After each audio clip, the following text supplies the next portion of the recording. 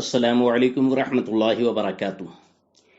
اسلام کے ارکان میں نماز کے بعد زکوٰۃ ہی اہم ترین رکن ہے اور نماز کی طرح ایک مستقل فرض ہے۔ اس کا منکر کافر اور نہ دینے والا فاسق اور قتل کا مستحق اور ادا میں تاخیر کرنے والا گنہگار اور مردود الشہادت ہے۔ قرآن حکیم میں 82 مقامات ہے جہاں نماز اور زکوٰۃ کا حکم ایک ساتھ آیا ہے۔ اسی لیے کہتے ہیں کہ جس نے زکوٰۃ ادا نہ کی اس کی نماز بھی قبول نہ ہوگی۔ قرآن پاک میں کہیں زکوٰۃ دینے پر اللہ رب العزت کے فضل و انعام کا ذکر ہے تو کہیں نہ دینے پر عذاب و عقاب کا بیان۔ احادیث رسول اللہ صلی اللہ علیہ وسلم میں بھی اس فرض عظیم کا بیان نوع بنوع انداز میں کیا گیا ہے اور تاکید اکید وارد ہے۔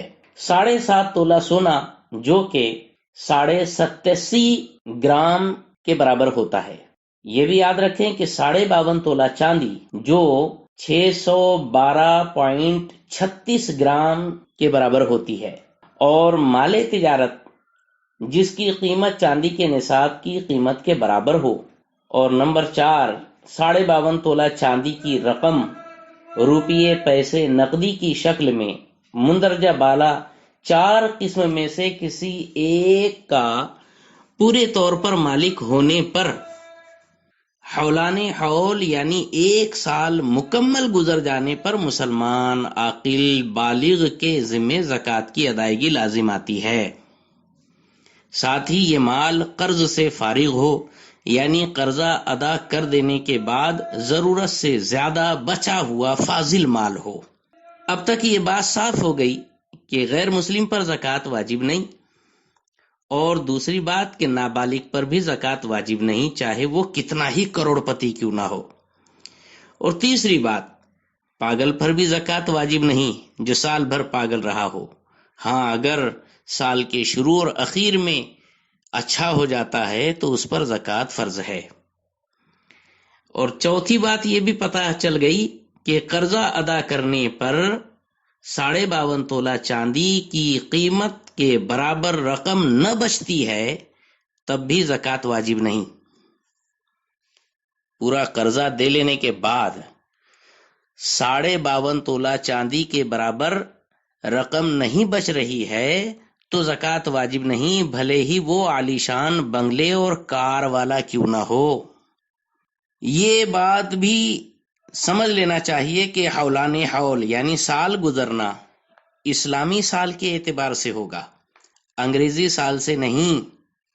اسلامی سال جو کہ 354-55 دن کا ہوتا ہے اور انگریزی سال 365 دن کا، دونوں میں 10-11 دن کا فرق ہوتا ہے۔ اس لیے انگریزی سال کے اعتبار سے سال شمار کریں گے تو اسلامی سال مکمل ہو جانے کے بعد 10 یا 11 دن اور گزر جانے پر انگریزی سال پورا ہوگا، اور 10 یا 11 دن کی زکوٰۃ چوری یا زکوٰۃ خوری کا گناہ لازم آئے گا۔ سال گزرنے کا مطلب یہ نہیں کہ ہر روپیہ پورے سال بھر آپ کے پاس پڑا رہے، بلکہ اس کا مطلب یہ کہ سال کے شروع اور اخیر میں آپ کے پاس نصاب کی مالیت رہے۔ بیچ میں اگر رقم کم یا زیادہ ہو بھی جاتی ہے تو اس سے کوئی فرق نہیں پڑتا۔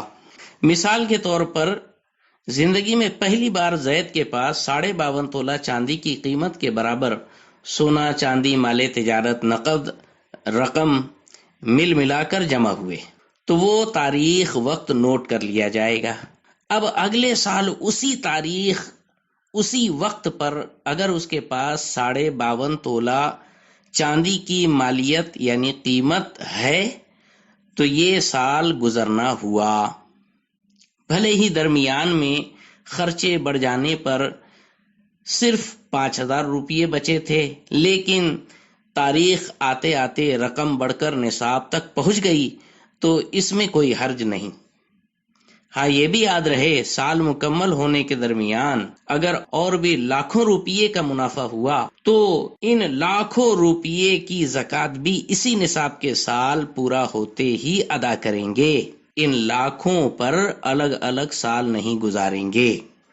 اس میں یہ بھی ضروری نہیں کہ نصاب کے واسطے مالک نصاب بننے کے لیے روپیہ ہی ہو، بلکہ تھوڑا بہت سونا، تھوڑی بہت چاندی، کچھ نقد رقم، کچھ مال تجارت، LIC میں جمع کی ہوئے ہفتے، دوسرے کو دیا ہوا قرضہ، ڈپازٹ پہ جمع کی ہوئی رقم، fix deposit FD، provident fund PF، غرض کے جو بھی آپ کی رقم ہو، بھلے ہی وہ فی الحال آپ کے قبضے میں نہ بھی ہو، ان تمام رقومات کو جمع کر کے غیر میعادی قرضے مکمل طور پر مائنس کر کے اور میعادی قرضے کی حالیہ قسط مائنس کر کے بچی ہوئی رقم اگر چاندی کے نصاب کے برابر 52.5 تولہ چاندی کی قیمت کے برابر بازار بھاؤ کے حساب سے بنتی ہے